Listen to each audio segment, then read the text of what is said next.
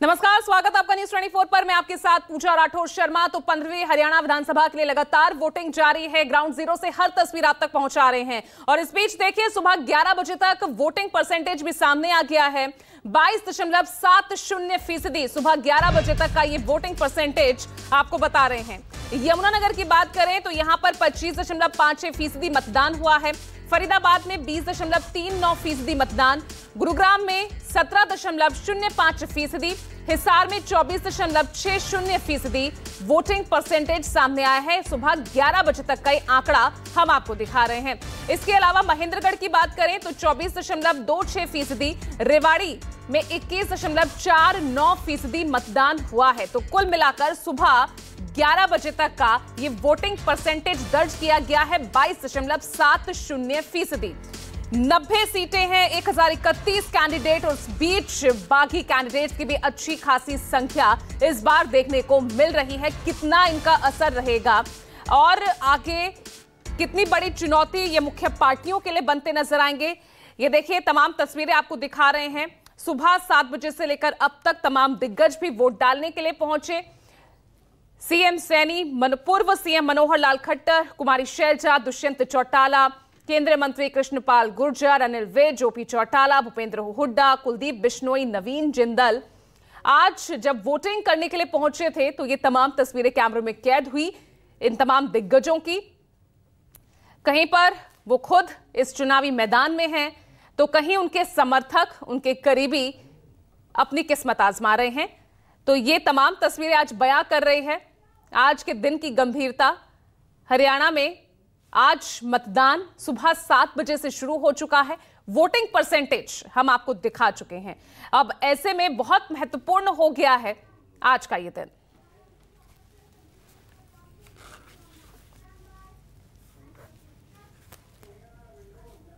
चलिए अब ground zero का सीधा रुख कर लेते हैं। आप देख सकते हैं मेरे साथ तमाम सहयोगी ग्राउंड जीरो से जुड़ गए हैं। रोहतक से आपको नजर आ रहे हैं विशाल इंग्रेश, तो शाम से मेरे वरिष्ठ सहयोगी संजीव त्रिवेदी, ऋषिकेश को आप देख पा रहे हैं, वो भी हमारे साथ जुलाना से लगातार लाइव बने हुए हैं। सबसे पहले तो शाम का रुख कर लेती हूं। संजीव, आपके पीछे काफी साज सजावट दिख रही है, जरा तस्वीर दिखाइए। भीड़ कितनी है, लोगों के जहन में क्या मुद्दे इस बार है?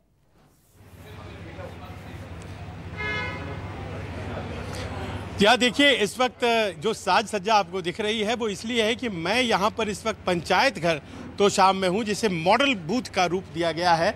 और ये जो मॉडल बूथ है इसको सजा करके लोग बाग यहाँ पहुँचे, पर भीड़ थोड़ी सी, चूँकि धूप बढ़ गई है तो हल्की कम हुई है। लाइनें जो लंबी थी वो थोड़ी छोटी हो गई हैं। क्यों आप तो 40% वोटिंग हो चुकी है। 40% हो गई है? हो चुकी है।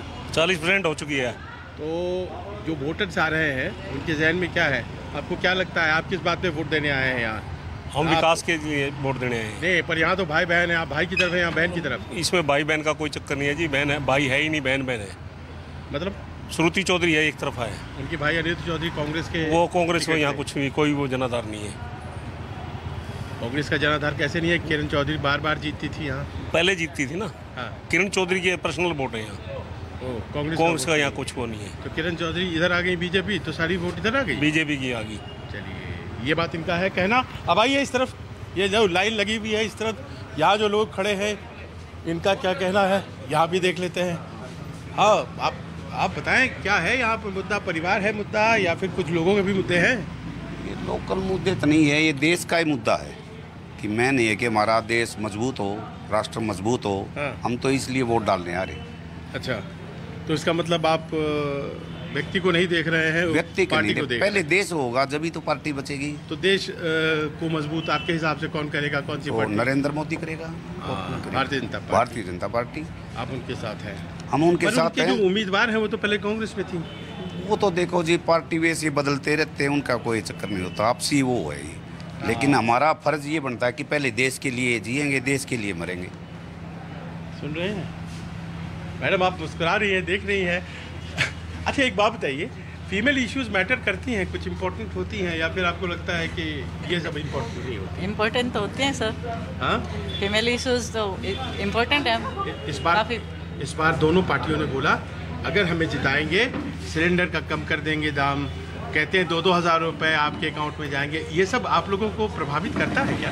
देखो जी, हमें तो वैसे अभी इन चीज़ों की ज़रूरत है नहीं, भगवान की दया से सब है, लेकिन जो गरीब हैं उनको इन चीज़ों की ज़रूरत है। और उस पर वोटिंग होती है?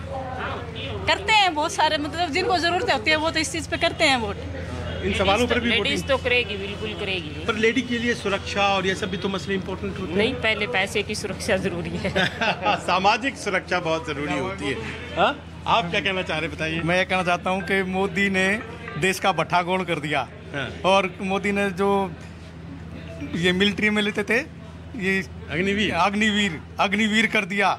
जो एक जवान मर जाता है और उस देश के लिए कुर्बान हो जाता है, और 4 साल में उसको थ्रो आउट, उसको क्या वो मिल गया, और क्या नाम, सारे इंस्टीट्यूशन खत्म कर दिए, गरीबों की पढ़ाई खराब कर दी, nobody getting service in the government, सारा सिस्टम खराब कर, रोजगार नहीं है किसी प्रकार का भी, इसलिए देश को खत्म कर दिया है मोदी ने देश को खत्म कर दिया। अब देखिए, देयर विल बी कांग्रेस।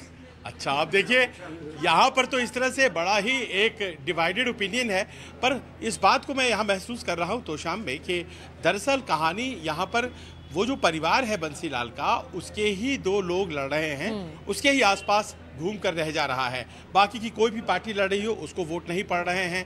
परिवार का इस तरह का प्रभाव है। परिवार तो खत्म हो जाएगा। हाँ, परिवार तो खत्म हो जाएगा।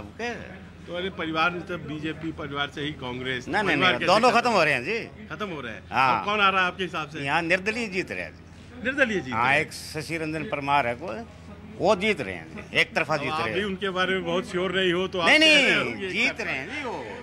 वो क्या है कि ये कुछ इलाका है ना जो मैडम का बताते हैं, सुनने में ऐसा रहा, बाकी जी वो एक तरफा जीत रहे हैं। परिवार तो खत्म है जी। मैं इनके असेसमेंट से लेकिन सहमत नहीं हूँ। मैं यहाँ तीसरी दफा आया हूँ, तो शाम कवरेज करने के बाद आज यहाँ वोटिंग, लेकिन ये कह रहे हैं तो इनकी बात भी सुननी पड़ेगी। फिलहाल ये हिसाब किताब नज़ारा यहाँ यहीं पर, ये रोजगार और महंगाई और दूसरे मुद्दे अपनी तरफ, परिवार जो है वो मुख्य धारा में है जहाँ तक मुद्दों का सवाल है। जी बिल्कुल, तो यहाँ पर मुद्दे जो है और परिवार, आगे आखिरकार कौन हावी रहता है उसी का फैसला अपने वोटाधिकार, अपने मताधिकार का इस्तेमाल कर जनता आज ईवीएम में कैद कर देगी। आइए सीधा